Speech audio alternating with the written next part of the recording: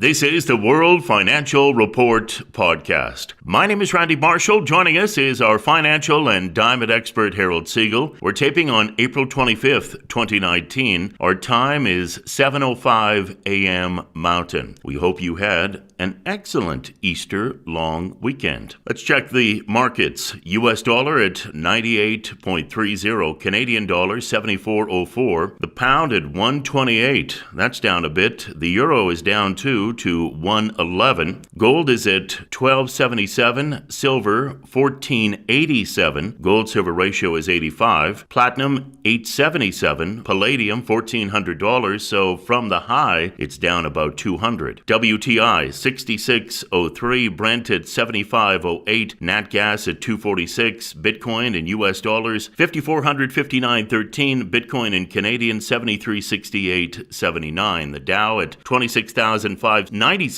S&P 29.27. Nasdaq at 81.02. The TSX at 16,586. And Harold, give us a rundown. Your thoughts on the markets this week. The gold market came down a little further from last week, and that's primarily because the dollar's sitting at over 98 cents. So when you said this morning that the British pound and the euro and the Canadian dollar were all down, they're all down against the U.S. dollar. The U.S. dollar is still very strong, 98 cents, even with all the talk of impeachment and the Mueller report and everything that the Democrats are trying to do. You know, the dollar's still at 98 cents. So it's stronger than it's been in a long time, and that's why gold is now below 1280. There is a direct correlation between gold and the U.S. dollar. There always has been, always will be.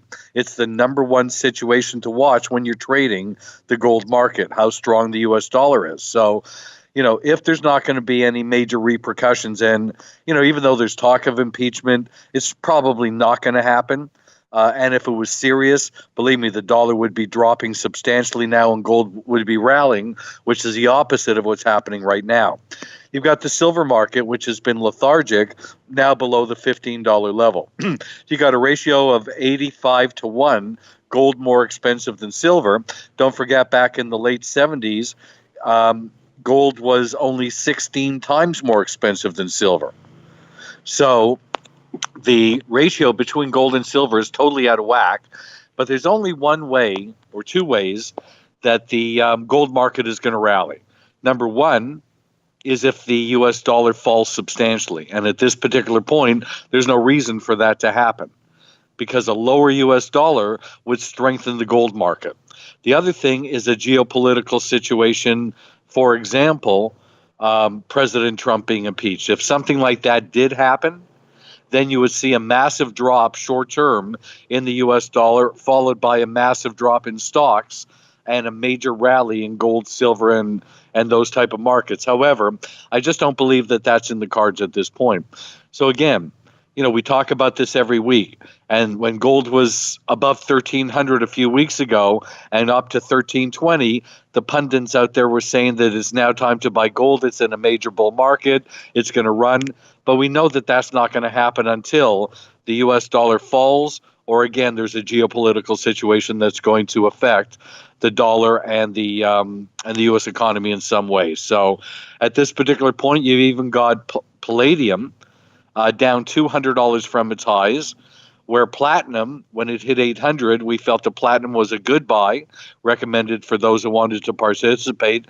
Go to your local coin store and buy physical platinum coins or platinum bars, and ultimately it went up about $120 above the $800 level. We still feel there's room for that to happen, not that that's a major money-making move at this particular point. So right now we have markets that are really just trading in a range. Unless you're a speculator or a day trader, I just don't see the opportunities in the market at this particular point to risk any type of money. You know, the thing about the futures market is that 90% of people that trade futures lose. So that's not a position that you want to put yourself in. On top of that, the futures markets are heavily leveraged. Means that if you put an investment in whatever commodity, and that position is leveraged and it goes against you, your chances of losing more money than you put in is real. So those are situations that we never, ever recommend. We don't recommend leverage. we recommend if gold is a buy, then we want to buy it physically and let that trend take its course. But at this particular point, that is not the case. So again, we're not going to recommend a market to you for the sake of just recommending it. The ultimate goal here is to find the next trend like we had in gold and oil and currencies over the 11, 12-year span that made our listeners to the show so much money. For those that are new to the show, back in 2000, we recommended gold at $250 and ultimately went to $1,900 over an 11-year bull market, which is the biggest bull market of all time. So again, there will be a time when these markets are going to rally again, but it would take a change in the U.S. dollar in order for that to happen. And again, we're going to have to see how that goes. Now, there are situations that could definitely affect the U.S. dollar. One of them, again, is the Trump presidency, but the other is the tremendous amount of debt that the U.S. carrying at this particular point, and the fact that we're not getting along with China. The fact is that the war with China, the trade war, has been very, very costly, and to a lot of American companies that truly depend on their relationship with China. The fact is that when they worked out their deals with China, they were comfortable with it. They were making a profit. Everybody seemed to be happy until Trump came in and said, you're getting ripped off, and I'm going to change that for you. And now the whole business climate between China and the United States has changed. The other scenario is that China was a major buyer of our debt, of our bonds, and that's not so much the case anymore. So we're fighting right now with a lot of countries, and that's not the goal here. The goal should be is unity with these countries so everybody can benefit, so all economies can get back on track. The U.S. is going to possibly force sanctions on Iran that will take Iran's oil off the market again. That's why oil is trading at over $60 to $65 right now. And then Iran is saying we're going to shut down the Strait of Hormuz, which they can do, which means that no oil is going to get through the strait, and that could cause the prices of oil to get back to the higher levels again. So we're going to have to monitor that situation, but that's another Trump situation that could wreak havoc on that particular market and cause some problems. So we're going to have to see. At this particular point, there are scenarios in the market that are interesting that could cause the markets to rally. One of them is the one that I just mentioned, which is sanctions against Iran, cutting down the Strait of Hormuz or cutting it off, and watching the price of oil go back up to $85. Connect with Harold at rarecoloreddiamonds.com. That's his website, rarecoloreddiamonds.com. Get our free weekly newsletter, the companion to the podcast. The stories that we talk about in the newsletter, you can read them for yourself. Just connect with Harold at rarecoloreddiamonds.com. This story really blew me away because it shows in some countries the manipulation of the stock market. According to the latest Nikkei calculations, not only has the Bank of Japan also become the top shareholder in 23 companies through its ETF holdings, but as of Q1, it was among the top 10 holders for 49.7% of all Tokyo-listed enterprises. In other words, the Bank of Japan has gone from being a top 10 holder in 40% of Japanese stocks last March to 50% just 1 year later. But wait, there's more. As the Nikkei further calculates, the Bank of Japan will overtake a state-run pension fund, the world's largest, as the top shareholder in Tokyo-listed companies as early as 2020, even as concerns rise regarding the central bank's outsized role in the nation's capital markets. Assuming that the bank maintains its current target of 6 trillion yen, just over 53 billion at prevailing rates, in new purchases a year, its holdings would expand to about 40 trillion yen by the end of November 2020. This would place it above the Government Pension Investment Fund, TSE, first section holdings of more than 6%. In other words, Japan's central bank will soon be the biggest individual owner of Japanese stocks. Harold, when I read this story, it just floored me. I thought it was amazing. It certainly is. And I agree with you that that's manipulation to its highest degree. It just shouldn't be able to happen. And again, it does happen because we've seen a similar situation, and it will come out eventually in the news when it does happen. But hasn't the same thing happened realistically in the United States with a bank called J.P. Morgan? When they uncover what J.P. Morgan has done to the silver market, it's going to be incredible news, because I think it's going to trump the Bank of Japan situation. Now, I think that is totally criminal, that they should be able to control that much, almost 50%. But again, when we find out what these banks are capable of and what they've done behind the scenes, especially when times are down, when the markets are down and companies are scrambling to stay in business, for these banks to come in and buy undervalued assets, if that's what they're doing, there should be restrictions to that.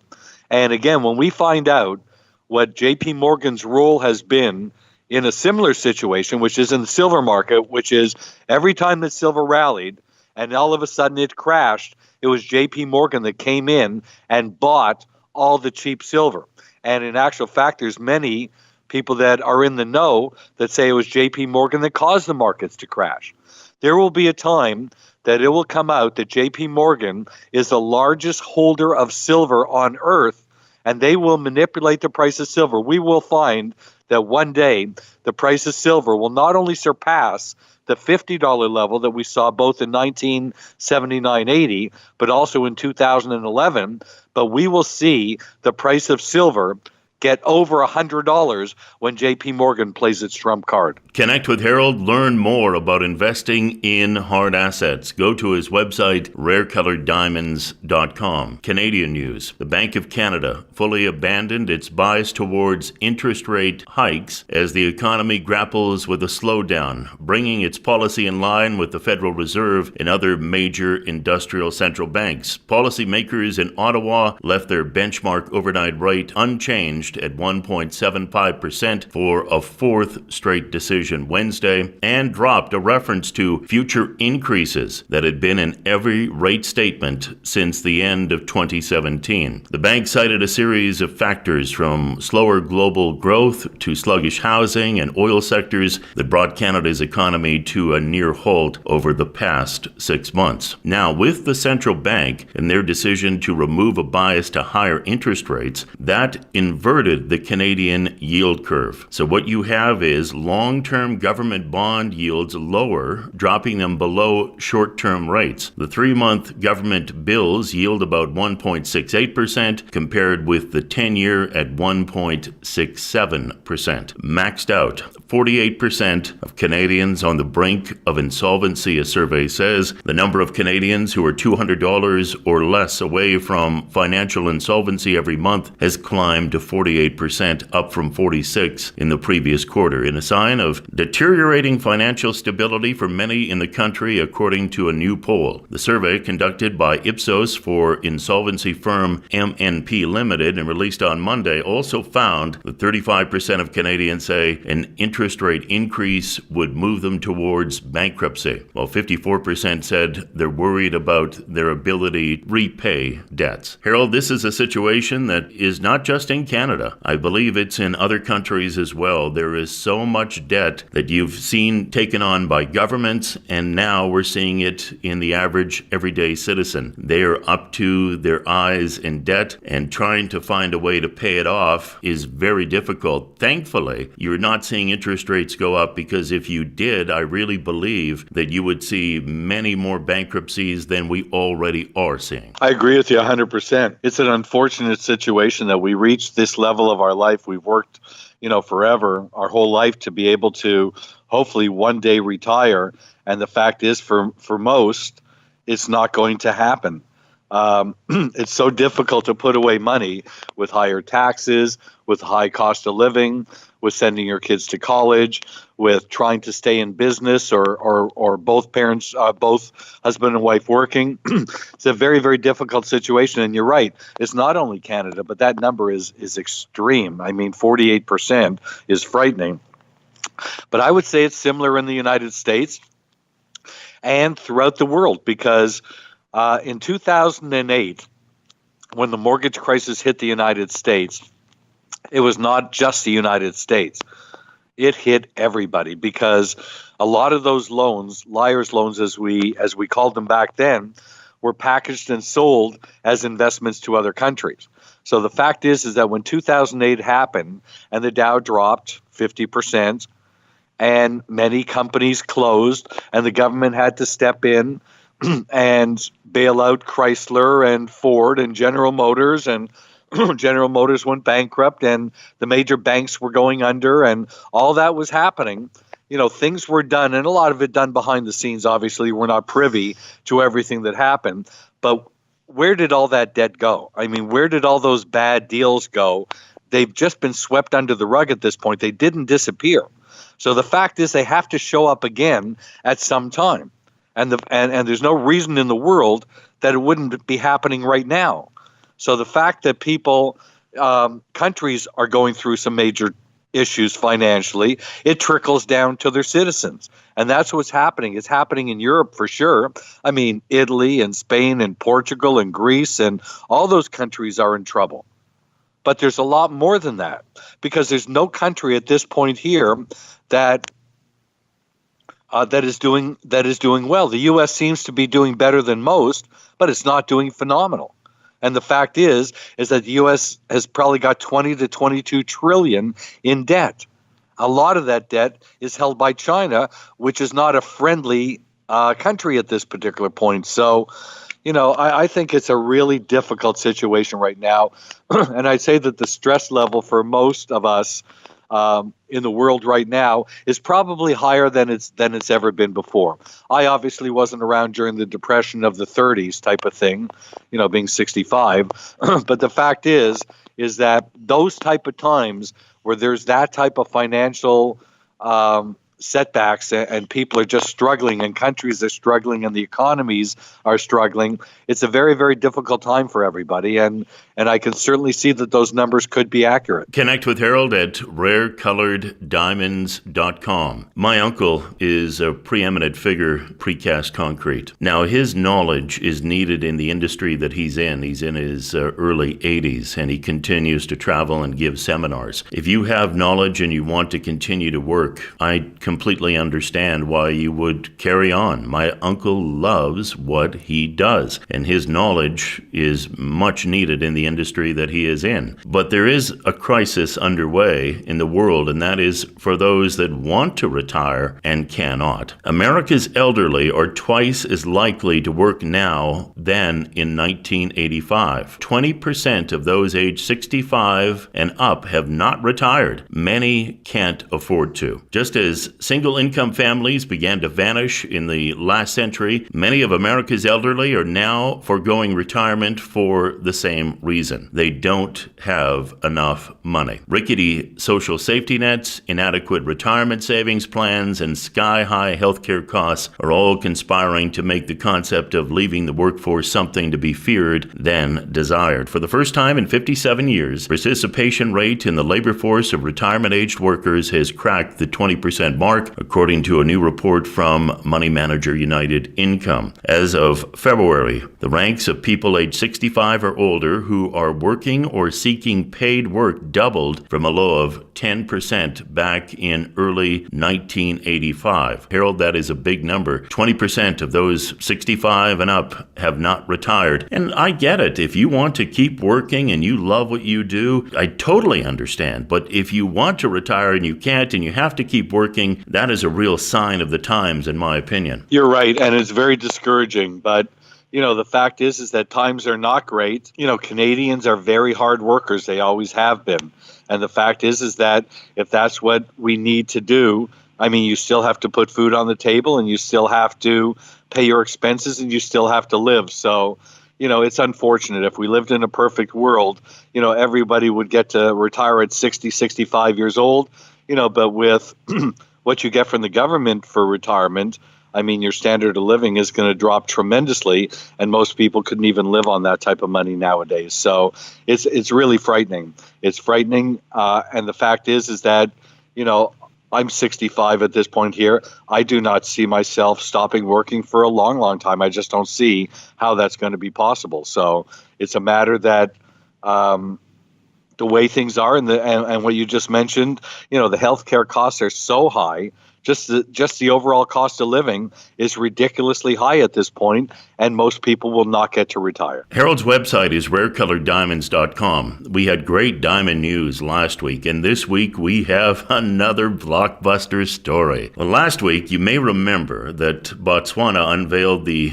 blue diamond to rival the Hope diamond, a Kavango blue. Found as a 41.11 carat rough stone, it is now a 20.46 carat deep blue diamond. You can see pictures of it in our free weekly newsletter. This week, rare large white diamond was found at Western Australia's Argyle mine. One of the largest white diamonds ever produced by the Argyle mine in East Kimberley region of Western Australia may be one of the final significant finds of Australia's most famous diamond mine. The octahedral-shaped 28.84 carat stone named Argyle Octavia was discovered in March. We don't see many this shape or color or that clarity generally out of this mine, according to the general manager of Argyle, Andrew Wilson. It was rare for a stone this size to even survive the mining process intact. To find one that gets all the way through our crushers and all the way through the sorting process out to where we can retrieve it, it's quite unusual for it to be able to come out a fully formed diamond. Diamonds may be forever, but diamond mines are not. With the Argyle mine due to shut down in 2020, this could be the last major diamond it produces. There's a real buzz. There's a lot of people on site who work really hard to find these diamonds, and to have a discovery like this is really thrilling for everyone, Wilson said. Tender process will now begin with the stone to be whisked away to the world's diamond trade capital of Antwerp. The company was unwilling to attach a value to the stone ahead of the tender process. The market will determine its value, Wilson said, adding that the diamond would be sold as a rough stone. Let's hope there's somebody who's got a passion for Western Australia Argyle diamonds. Hopefully we have the opportunity to see it on a beautiful piece of jewelry. Harold, this is an incredible story. We've talked about pink diamonds from the Argyle mine being the rarest of the rare. The Argyle mine producing 90 to 95% of the world's pinks, as we just stated in the story. Mine shutting down in 2020. But here is a little gem that has come out of this mine that nobody expected. We have a picture of it in our free weekly newsletter. They call it octahedral 28.84 carat stone. It is amazing. It is really exciting when those happen, Randy. It's just very, very thrilling.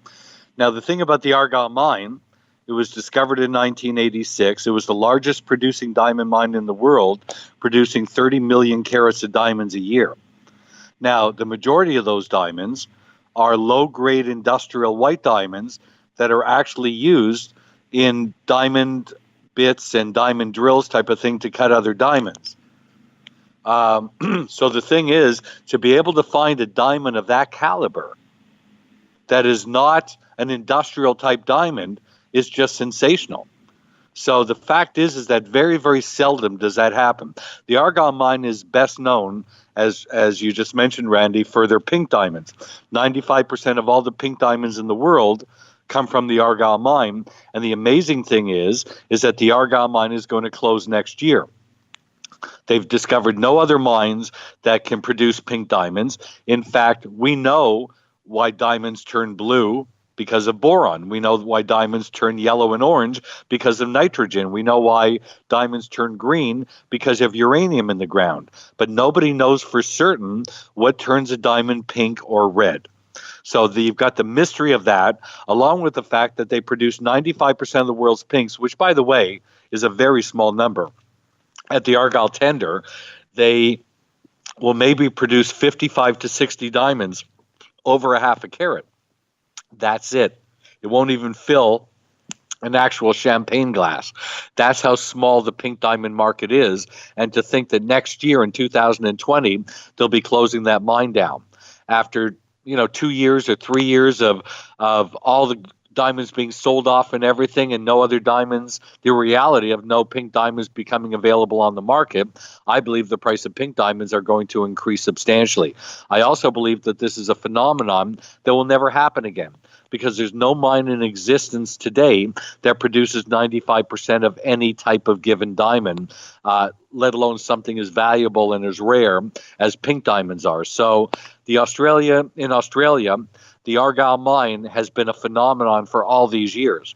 But most of the white diamonds that are produced are very low quality white diamonds that are not even suitable for jewelry. To get a diamond of that caliber is totally off of what normally comes out of that mine. So that's what's going to make that diamond so valuable. The other thing about Argyle, known for its pink diamonds, but the odd time a violet diamond will come out of that mine. There's actually been the odd blue diamond that has come out of Argyle, but Argyle is most famous for their pinks.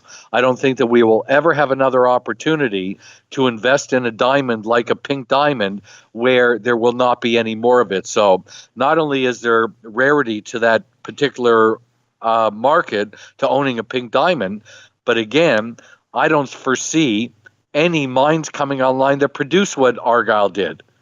And if they ever did find another mine that could produce pink diamonds, it would take at least 10 years for that mine to come online. So I think that anybody who has invested in a pink Argyle diamond is going to do extremely well. I think over the next 4 to 5 years, I believe it'll be one of the best investments that most people will make in a hard asset, which again is something that we have always recommended, which is investing in hard assets, not trading in risky leverage market. Harold's website is rarecoloreddiamonds.com. You can connect with him there. Take a look at the Argyle pink diamonds that he has. Story behind the cutting of the world's largest gem quality rough diamond that helped create Queen Elizabeth's crown jewels has been unearthed in rare documents. The original 3106 carat Cullinan diamond, which is still the largest ever discovered, was cut in Amsterdam and created an astonishing 9 principal stones. The main one, the Cullinan 1, is still the largest polished white diamond in the world, weighing 530.20 carats and is positioned on top of the sovereign scepter, while Cullinan 2, which weighs 317.40 carats, is set in the front of the imperial state crown. Now, the historic legal agreement that arranged for the cutting of the world's largest diamond is being auctioned off later this month by Bonhams. They're selling the original manuscript copy dated January 29th, 1908 of the agreement of the inspection of the Cullinan diamond between the representatives of the King and London diamond brokers M.J. Levy and Nephews. Harold, as we sort of touched on the last podcast, this is history, and that's one of the great things about diamonds is when they have a great backstory, they have a provenance, and when you have a document like this selling, it's going to be coveted by someone, and I would think that it would sell for a lot more than they've estimated, which I believe was around $10,000. This will be a hot item, I suspect. I think you're right. Just like they underestimated the sale of that Disney piece last week, I believe that document will go for more. But it's just interesting that does exist, going all the way back to the early 1900s. The documentation and how thorough they were back then, and realizing what they actually had. I mean, 500 and 300 carats in 2 diamonds alone is just so spectacular. So I love those type of stories. I love the provenance involved in some of these. I mean, we've had Elizabeth Taylor pieces, and we know that Elizabeth Taylor's signature on a scrap piece of paper where she sketched one of her necklaces and earrings, that alone is worth $250,000 at auction. So when you get these type of provenance situations, it's very exciting, and it adds to the excitement of owning that piece. Harold's website again, rarecoloreddiamonds.com. Take a look at all the diamonds that he has there, and you can connect with him about investing in hard assets. At the end of the podcast, announced this morning, former Vice President of the United States, Joe Biden, joining everyone running on the Democratic side for the nomination to go against Donald Trump. And on the Drudge Report, they have a picture of crazy Uncle Joe. Finally, battle for the soul of nations election. Shock poll, Biden opens 8-point lead on Trump. All we need now is Al Gore in there, and then we've got all the fun. A comedian, his name is Volodymyr Zelensky, won the Ukrainian presidential election. That may tell you everything you need to know about the times that we're in. He's a comedian, and he got elected. Now the fun really begins, my friend. One of the things we talked about was Tiger Woods winning the Masters. And winning the Masters has turned out to be something that is very big for the company that produced the golf balls that Tiger was using. Winning Bridgestone golf balls are all sold out. Tiger Woods' victory at the Masters been a boon for sponsor Bridgestone Corp, which sold out of the model of golf ball he used in his first major victory since 2008. 7 days after the historic win, Bridgestone said every Tour B XS ball it has produced sold, either to consumers or retailers. The company had to ramp up production to meet overwhelming demand. Bridgestone also produced commemorative Masters boxes of a dozen, selling out more than 10,000, and they were worth $44.99. I don't know, Harold, who's going to break it to them that if they use these balls, it may improve their game, but no, they will not play like Tiger Woods. Sorry, guys. Not going to happen, but just goes to show you his influence. The surprising thing, and I've always been a huge Tiger fan, is that the shirt that he wears, the collarless shirt, is illegal in most clubs. So the fact is that he wears it and that he wore it at Augusta was absolutely surprising to me and many other people, realizing how traditional things are at Augusta. There are clubs that do not allow those type of golf shirts. So by Tiger wearing it, Nike is totally sold out of those shirts, though. So Tiger has got such a huge influence on the marketplace, and something as simple as a golf ball that he used, for Bridgestone. And Bridgestone, is not the biggest name in golf balls. They obviously, bought into Tiger when he was down, at that particular point, and made an investment in him. Not that Tiger comes cheap. He doesn't.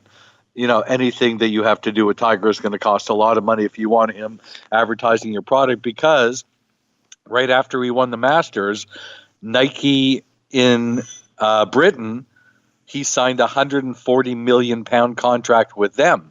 You can imagine what he's getting with Bridgestone and everybody else. So, just congratulations to Tiger. He's worked so hard, came back from 4 back operations, 3 knee operations. He was obviously having an issue with pain because he had that issue with pain pills and all that. His divorce and the cheating scandal and the whole thing. But he's come back from that. And he's come back from that as a much better person. And his children got to see the true Tiger that they only heard stories of before. So I just think the whole scenario of Tiger coming back and winning is just great for the world right now. It's great for sports. It's a great distraction from the negative and the stressful things that happen in our everyday lives. And, just congratulations to him for, working so hard and reinventing himself. And that's exactly what he did. He reinvented himself, and I love the new Tiger. Donald Trump, President of the United States, spoke with Tiger after the win, announced Tiger will get the Presidential Medal of Freedom, the highest honor that an American citizen can receive, and Tiger does deserve it. Harold, any closing thoughts here? Again, right now the markets are trading in a range. Don't try to second guess the markets. The basics of the market, especially gold, because we talk a lot about gold, and we do believe that gold will run again. I do believe that, and I do believe that the highs that we saw back in 2011 will be hit and broken, which was $1,920, which is a high for gold. There are situations within the marketplace that could cause gold to rally again. But don't forget, there's manipulation in the markets that keep these markets down. But the major reason why gold will either run or fall is now tied into the U.S. dollar. And if Trump is not going to be impeached, then we're going to continue to see the market trade within a range. As soon as we see that market trading out of that range, that will be, the big topic. But it would have to break 1380 in gold on the upside for that to happen. And again, we're about $100 away from that happening. So again, don't try to second guess a market. these markets are volatile, but they're trading in a range right now. And again, there's not a lot of money to be made with the markets trading the way that they are. Thank you, Harold, for your knowledge and another great podcast. It's my pleasure, Randy. I wish everybody a wonderful weekend and a very profitable day. Connect with Harold at rarecoloreddiamonds.com. Learn more about Argyle Pink Diamonds. That's it. Another edition of the World Financial Report podcast. For Harold Siegel, my name is Randy Marshall. We will talk to you next week.